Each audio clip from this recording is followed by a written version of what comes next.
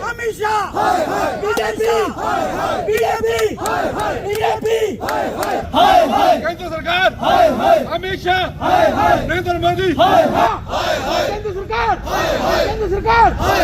सरकार मणिपुर के बलात्कारियों को फांसी दो मणिपुर के गुनाहगारों को नरेंद्र मोदी अमित शाह बीजेपी इस्तीफा दो अमित शाह इस्तीफा दो नरेंद्र मोदी बलात्कारियों को फांसी दो नहीं सहेंगे नरेंद्र मोदी इस्तीफा दो नरेंद्र मोदी इस्तीफा गृह मंत्री इस्तीफा दो एनडीए गवर्नमेंट केंद्र सरकार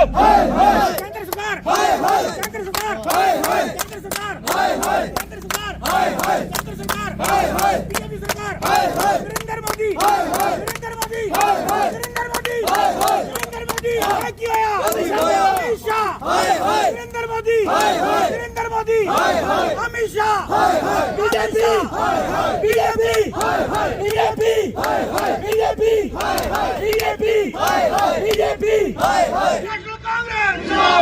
इन महीनों से मणिपुर जल रहा है और प्रधानमंत्री जी ने चुप्पी साधी हुई है।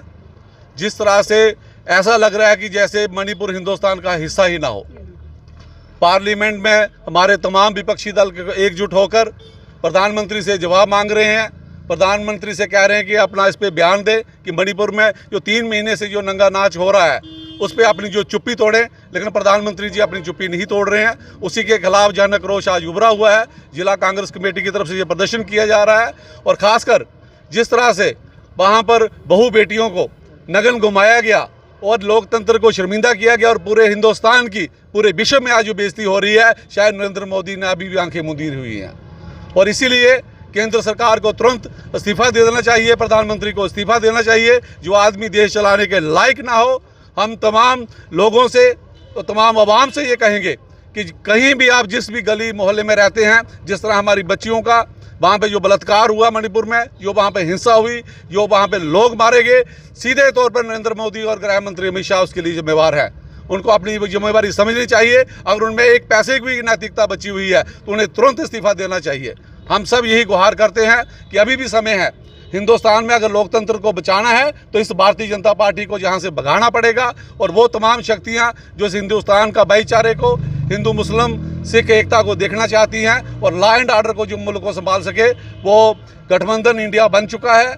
और इसी के लिए हम कहते हैं कि प्रधानमंत्री को संसद के पटल पे अपना जवाब देना चाहिए। और जितनी भी जो हिंसा हुई है, हम बलात्कारियों को कहते हैं कि बलात्कारियों को सीधा ही फांसी दिया जाए बिना किसी ट्रायल के, ताकि आने वाले दिनों में कोई ऐसा दुस्साहस ना करे और हिंदुस्तान की ऐसी बेइज्जती ना हो। पंकज जी क्या देखते हैं कि जितने भी महिला योग हैं, जो हमारे बाल विकास जो मंत्री हैं, वो एक ज़माना जब था जब टमाटर भी 10 रुपये किलो हो जाता था, वो हार पहन के आ जाती थी, गैस सिलेंडर सर पे उठा के आती थी। आज महंगाई का तो आप छोड़िए, लेकिन ये जो नंगा नाच जो यहाँ पे हुआ है और जो महिला सांसद और उसी पे महिला की मंत्री होने के नाते उनको तो तुरंत ही इस्तीफा देना चाहिए। और प्रधानमंत्री को अगर थोड़ी सी भी कोई हो तो उनको तो इस्तीफा लेने या बर्खास्त कर देना चाहिए। ऐसे मैं विशु डोत्रा, आज डिस्ट्रिक्ट कांग्रेस कमेटी की तरफ से यहाँ पे केंद्र सरकार का पुतला जलाया गया और श्री नरेंद्र मोदी जी से और अमित शाह जी से इस्तीफे की मांग की गई कांग्रेस पार्टी के द्वारा। क्योंकि आपने देखा कि किस प्रकार पिछले 2 महीने से जो है मणिपुर जल रहा है। वहाँ पे हमारी जो स्त्रियां हैं उनको नंगन अवस्था में घुमाया जा रहा है। लेकिन ये सरकार महाभारत में जिस प्रकार धृतराष्ट्र अपनी गद्दी पे बैठा हुआ था और सारा कृत्य होता देख रहा था, उसी प्रकार ये सरकार वो है जो है वो गद्दी पे धृष्ट राष्ट्र की तरह बैठी हुई है। और इस सरकार की जो महिला सांसदें हैं, जब महिला कार्यकर्ताएं हैं, वो गंधारी की तरह आंखों पे पट्टी बांध के वो बड़े बेशर्मी के बयान दे रही हैं कि आप राजस्थान में देखिए हुआ तब कांग्रेस क्यों नहीं बोली, वहाँ पे हुआ कांग्रेस क्यों नहीं बोली। कांग्रेस हमेशा बोलती है। कांग्रेस ने उन दोषियों को सलाखों के पीछे भी डाला। और मैं ये प्रश्न पूछना चाहता हूँ इन चमचों से, इन अंधभक्तों से, कि मेरे को ये बताओ कि आप राजस्थान की बात करते हो, राजस्थान में 25 25 सांसद है, 25 के 25 सांसद किस पार्टी से है? 25 के 25 जो सांसद हैं वो बीजेपी के जीते हुए हैं। क्या वो सांसद इतने नापुंसक हैं, इतने बेकार हैं कि वो बोल भी नहीं सकते? और आप ये हमें उदाहरण दिखा रहे हो। अपने सांसदों से प्रश्न पूछो कि जब महिलाओं के साथ इस प्रकार का दुर्व्यवहार किया जाता है तो आप क्यों नहीं राजस्थान में आवाज उठाते? आप क्यों नहीं किसी भी देश के कोने में आवाज उठाते?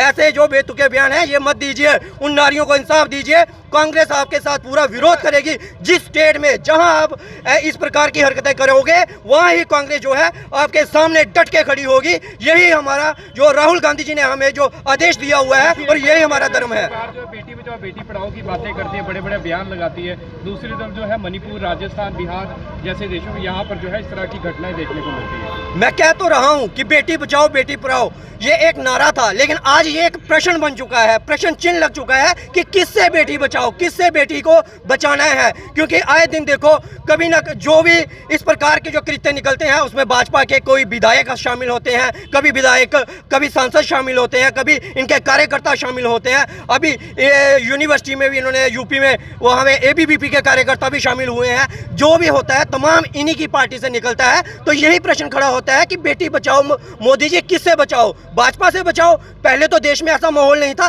कभी देश में ऐसा नहीं होता था, लेकिन जब से ये केंद्र में बैठे हुए हैं तब से ही आपने इनको कौन सी शय दे के रखी हुई है कि आज हमारी बेटियां, हमारी माताएं जो है महफूज नहीं है। जल्द से जल्द ये सरकार होश में आ जाए और ये अपनी गद्दी छोड़ दें, नहीं तो कांग्रेस पार्टी आने वाले दिनों में और भी कड़ा विरोध करेगी। जय हिंद, जय भारत। मैं NSUI जम्मू विश्वविद्यालय का अध्यक्ष हूं। आज जिला कांग्रेस कमेटी के साथ हमने यहां पे केंद्र सरकार का पुतला जलाया, क्योंकि पिछले दिनों देखा गया किस प्रकार से मणिपुर जल रहा है और मणिपुर के अंदर हमारी बहन बेटियों के साथ जो नीच हरकत की गई, बलात्कार किया गया और उसके बाद उनको नग्न अवस्था में मणिपुर में जुलूस निकाला गया। इतनी घटिया हरकत करते हुए प्रधानमंत्री हमारे कुर्सी पर बैठते देखते रहे। उससे पहले राजस्थान के अंदर विश्वविद्यालय चुनावों के दौरान नाबालिग लड़की के साथ एबीवीपी कार्यकर्ताओं ने इस प्रकार का घिनौना काम किया था। तो जम्मू विश्वविद्यालय के बाहर NSUI के कार्यकर्ताओं ने एबीवीपी का पुतला जलाकर उनका प्रदर्शन किया और फिर भी उस समय एबीवीपी की बौखलाहट रही कि वो उसका डटकर समर्थन करते रही। लेकिन आज जब इस समय पूरे भारत के अंदर इस समय पूरा देश जल रहा है, बेटियों के साथ अपमान हो रहा है, हमारी केंद्रीय मंत्री स्मृति ईरानी जी जो महिला विकास मंत्री है वो गांधारी की तरह आंखों में पट्टी लगाए बैठी है, हमारे प्रधानमंत्री जी धृतराष्ट्र की तरह वहां बैठे हैं।